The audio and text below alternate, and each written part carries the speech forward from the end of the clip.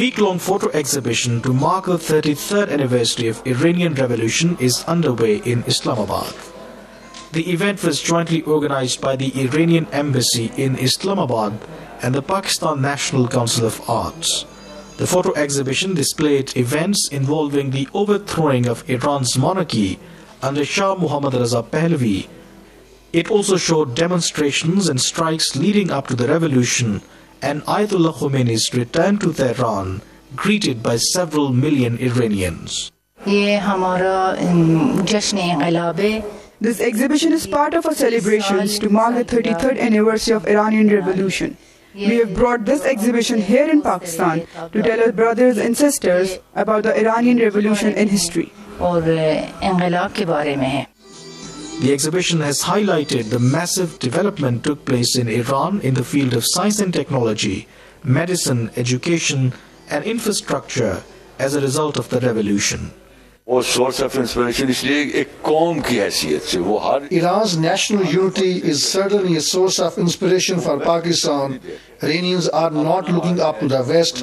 They are tied to their own culture, history and heritage, and this is something we in Pakistan can also follow. Besides the exhibition, a number of colorful programs are also being organized to educate the Pakistani public about the history and culture of Iran.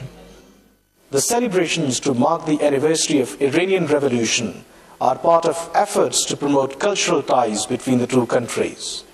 The two governments have also planned to produce joint documentary films highlighting the work and teachings of heroes of both the countries. Kamran Yusuf, Press TV, Islamabad.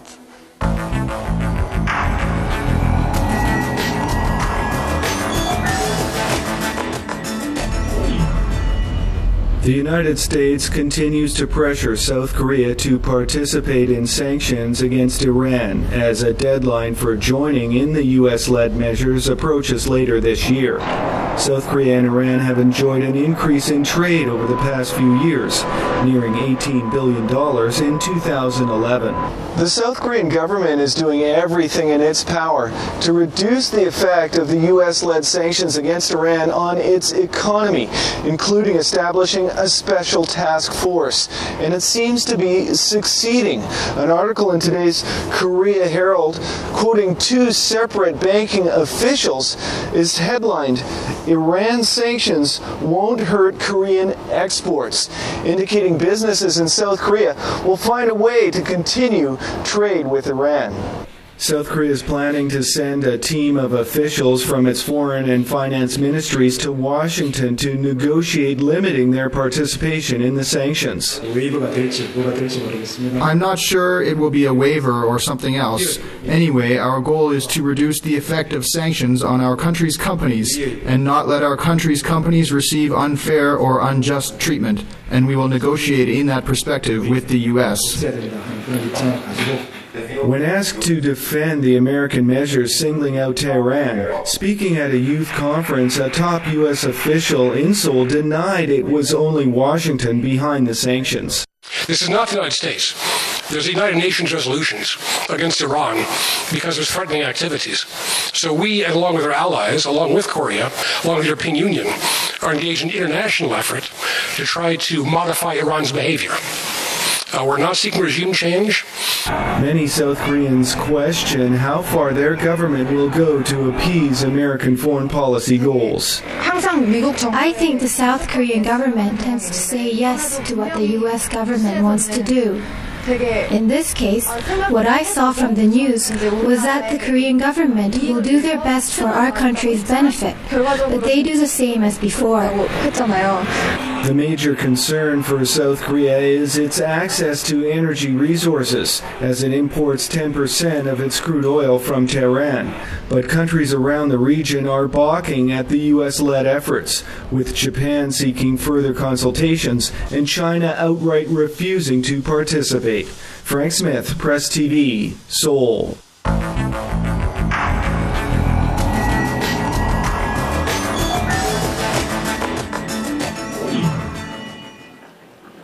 Germany and Kazakhstan have signed economic deals worth more than 4 billion euros, aimed to intensify cooperation on raw materials, industry and technology. During the two-day visit of Kazakh President Nursultan Nazarbayev to the German capital of Berlin, some 50 deals were signed, the most important by the country's economic ministers at the Chancellery.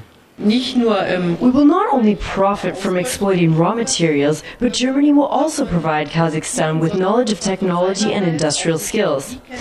It's mutual giving and taking, and I'm sure we can extend this partnership to other areas too. Trade between the two countries had increased by 20% last year, reaching 6.8 billion euros. The Chancellor said German companies had a big interest in investing more in Kazakhstan. Kazakhstan has large raw material deposits and we want to process them. With the income we want to build a new industrialized economy and we invite German businesses to become more active in Kazakhstan. Human rights organizations criticized the bilateral agreements and urged the German Chancellor to put human rights and democratic values before economic interests. Kazakhstan has an authoritarian government, especially in the last months. The human rights situation has deteriorated. There were riots when oil workers in the west of the country went on strike with excessive police violence. At least 16 people died, and several oppositionists were arrested. Nazarbayev promised a thorough investigation, calling the death regrettable. Merkel was said to energetically support the president, appointing a committee of inquiry. Germany and Kazakhstan will intensify economic relations. German technology will help Kazakhstan boost raw materials output, while German companies can explore for rare earths and minerals. Stefan Hermann, Press TV, Berlin.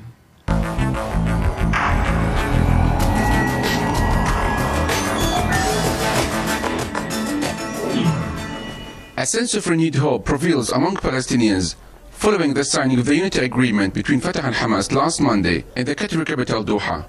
To show support for this positive step, a press conference was held by the Palestinian Non-Governmental Organizations Network, representing 100 NGOs in Gaza, urging the leaders of rival factions to speed up the implementation of the deal. After the Doha declaration last Monday, it's important to see practical steps on the ground. We call on policymakers to fulfill their promises and end the prolonged division. Political will is there, but actions speak louder than speeches here and there. Israeli Prime Minister Benjamin Netanyahu slammed Monday's deal, saying it would be impossible to reach peace with a government that includes Hamas.